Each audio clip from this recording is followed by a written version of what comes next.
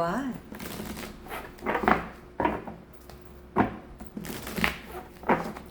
This is an Aquarius, Sun, Moon, Rising, and Venus collective reading for the month of August.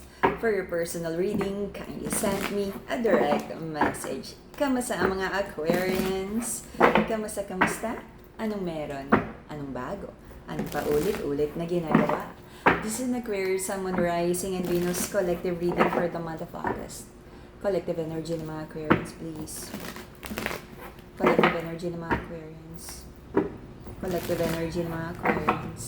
Paalala, ang nag-iisang account ng Mystic Siren ay kay Angeles 11. Any messages coming from a different account? Hindi po ako yon. Mag-ingat sa scammers. Kapirahan! Anong ginagawa ng ating mga Aquarians? Bakit may parating na magandang swerte? Nagfo-focus na ba yan sa kabuhayan? Broken heart. Okay. So parang na-disappoint ka sa isang love situation, sa isang sitwasyon sa buhay mo, and it feels like because of that, sabi mo, ang hirap naman palang umasa, ang hirap naman palang like isandal ang sarili mo sa mercy ng desisyon at commitment ng ibang tao, and it feels like because of that, naging malaking blessing sa'yo to be independent and self-reliable. Reliant. Okay?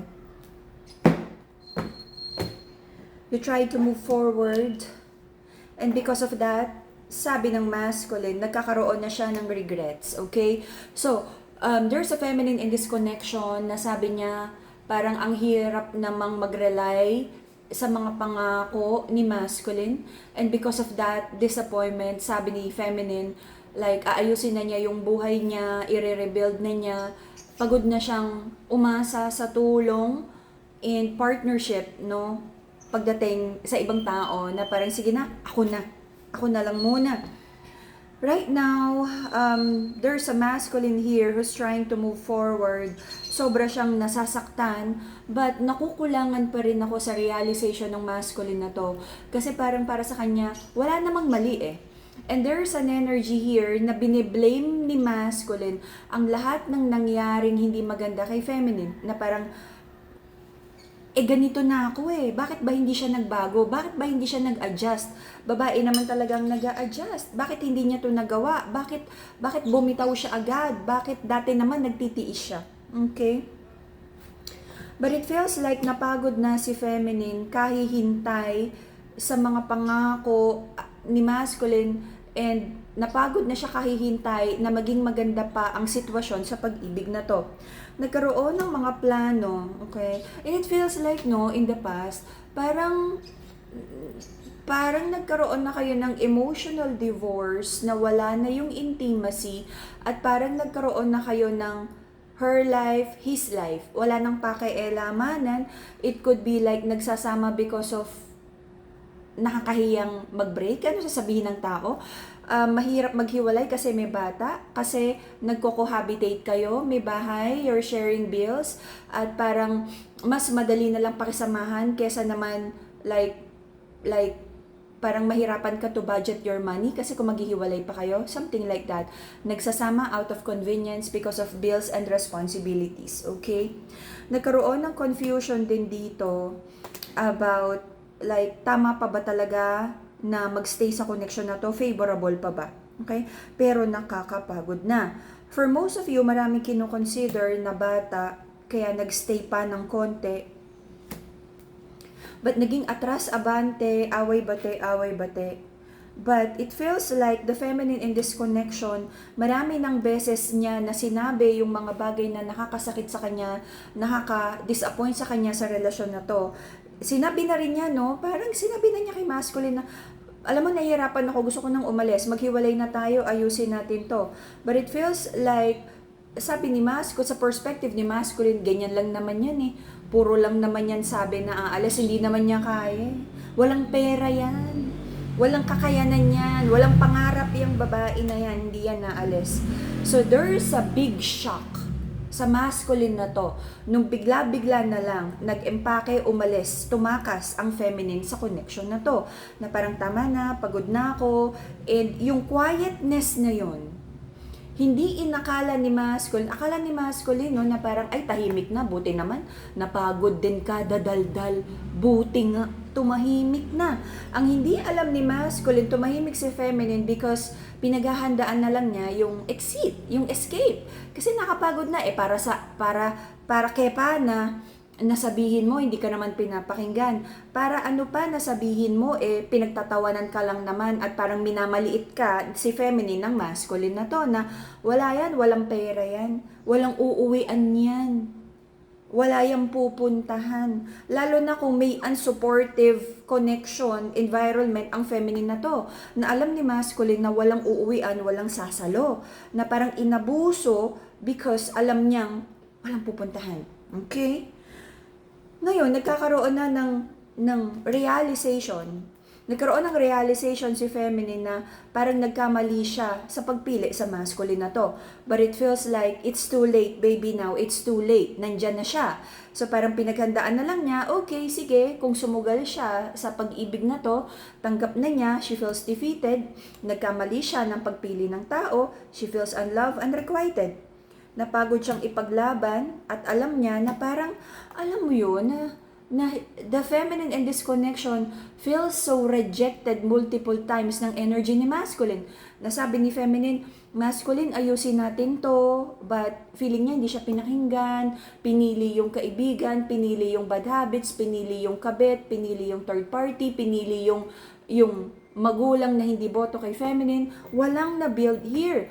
And the feminine in this connection feels so rejected and alone in this relationship na parang, oo, may jowa ka, but the feminine feels so alone and abandoned in this relationship. Walang suporta, walang pagmamahal. And most of the time, it feels like parang pinapamukha sa kanya na parang hindi siya mahalaga sa buhay ni masculine. Okay? Sabi ni masculine sa connection na to, maraming mas mahalaga kaysa kay feminine. Ano ba yung mas mahalaga? Pera, kaibigan, connection. Okay? Case to case, no? Maraming nangyari sa relasyon na to, and take it how it resonates. Marami ding na-involve na third party situation here, and parang ang bilis din magpalit ng third party or like connection ni masculine na to. Para sa kanya, ang mga bagay at sitwasyon ay very transactional. Na para sa kanya is pera-pera lang yan. Kung hindi ka na mahalaga, bitiwan ng third party. But for whatever reason, parang naging safe space, not really safe space na parang ginawa niyang like something na pwede niyang uwian just in case the third party won't work out. Okay? Ginawa niyang parang, okay lang, andyan naman si feminine, lalo na kung may anak, or parang nagsasama na, andyan lang naman yan. At least may uuwian ako pag matanda na ako. At least may uuwian ako pag hindi nag-work out doon sa girlfriend niya o sa third party. Maraming dumaan na third parties, and marami siyang kasalanan sa feminine na to. Pero ang dating parang ginamit niya si feminine na to na maging tagasalo, just in case may uuwian siya. Something certain.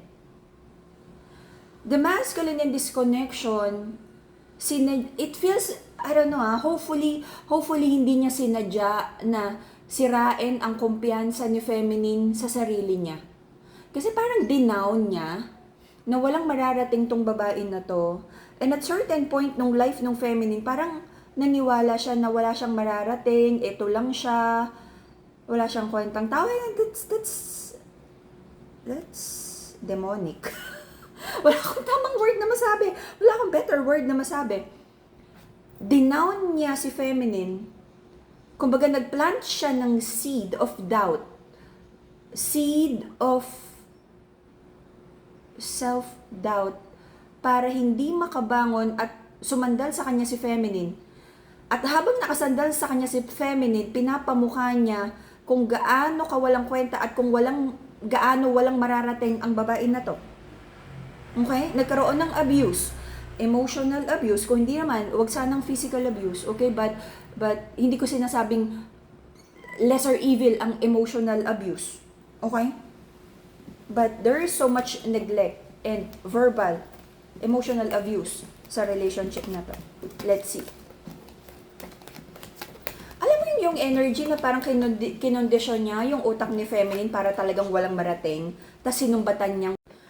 Tapos nung nag-manifest, nung nagbunga, tumubo yung seed of doubt na yon, sabi niya, eto na, may epekto na. Tsaka niya biglang sinasabi kay feminine, see? Sabi ko sa iyo wala kang mararating. Kasi wala kang ano sa buhay mo. Ganito ka lang, hanggang dyan ka lang, okay? Binigyan niya ng maraming seed of doubt si feminine. And then, nung nahirapang umangat because walang suporta, tsaka niya ngayon, dinadagdagan yung seed of doubt na, you see? Wala kang resulta, wala kang nararating, andyan ka lang, okay? So, nagkaroon ng paulit-ulit na healing sa relasyon na to. The masculine in this connection has been very reliable because napakakampante niya na mahal siya ni feminine at parang lagi na lang sunod-sunuran at his beck and call. But it feels like, sabi ng ating feminine, tama na, kailangang mag-focus sa kanyang sarili, sa pangarap, ibangon ang sarili, at unti-unti to detach from this very toxic situation. Maraming pinagdasal si feminine na parang, Lord, bigyan mo ko ng sign, magbabago pa ba siya? Lord, aayusin pa ba niya to? Lord, tutuparin ba niya yung pangako niya? Kasi kung hindi, Lord, kung last chance na to, kailangan ko na talagang umalis. Nahirapan si feminine na bitiwan ang sitwasyon na to, lalo na kung may kasal, live-in, or bata na involved, alang-alang sa kanyang pagiging empress, mommy, wife, okay, nurturer, energy. But sabi ni feminine, paano pa ba niya gagawin ang role na to kung siya mismo parang wasak na wasak ang emotional, mental health? Pagod na pagod with the strength card in reverse. Alam mo, ang partnership kasi dapat you help each other and you are each other's biggest fan. Ngayon, kung may envy at walang suporta sa relasyon, naghihilahan kayo pababa. Okay? Sabi ni feminine, kailangan niyang pag-isipan ang kanyang mga desisyon sa buhay. For most of you, umalis na sa relasyon na to at parang inaayos na lang ang kaperahan kabuhayan. And for some of you, like pinag-iisipan, ano ba yan? Pinag-iisipan kung hanggang kailan pa ibibigay ang pagpapasensya at pagmamahal sa relasyon na to. Nag-i-stay for the promise of love, lalo na kung may batang involved. It feels like the masculine in this connection para sa kanya, ito yung certain, no, na uuwian niya. Feminine, ano bang narareklamo mo? Sa'yo naman ako umuuwi. Masaya naman. Hindi ka ba naaawa, naaalis ka? May batang involved, maapektuhan ng bata sa pagka-selfish mo, okay? This is a very toxic gaslighting energy na ginagawa ng masculine sa connection na to. Okay? Ginagamit ang mga bata.